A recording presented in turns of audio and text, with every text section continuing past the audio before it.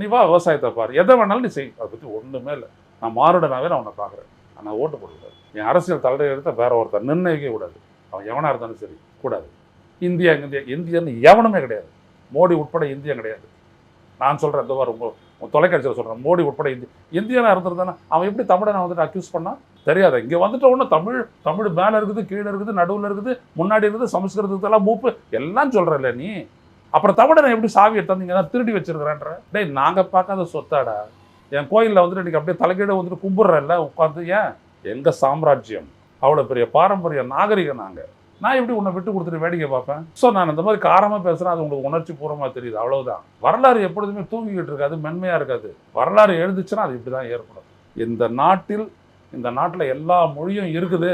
அந்தந்த மாநிலத்தில் கேரளாவில் மலையாளம் இருக்குது, தமிழ்நாட்டில் தமிழ் இருக்குது, ஆந்திராவில் தெலுங்கு இருக்குது, தெலுங்கானாவில் தமிழ் இருக்குது, கர்நாடகாவில் கர்நாடகா இருக்குது, கன்னடம் இருக்குது, மராட்டியா இருக்குது, குஜராத்தில் வந்துட்டு குஜராத்தி இருக்குது, ராஜஸ்தானில் வந்துட்டு ராஜஸ்தானி இருக்குது, மார்வாரி இருக்குது, ஹரியானாவில் வந்துட்டு ஹரியான்வி இருக்குது, ஜம்மு காஷ்மீரில் வந்துட்டு காஷ்மீர் இருக்குது, பீகாரி இருக்குது. இவ்வளவு மொழிகள் இருக்குது. இதுக்கெல்லாம் என்ன காரணம்? தமிழன் மொழியை காப்பாற்றிக்க இந்தியை எதிர்த்து செத்தான். புரியுதா? அன்னைக்கு நாங்கள் மடிச்சிருந்தோம். இன்னைக்கு இந்த நாடு முழுவதும் ஒரே ஒரு மொழி தான் இருந்திருக்கு, ஹிந்தி. எல்லாத்தையும் மறந்துட்டு இருப்பீங்க.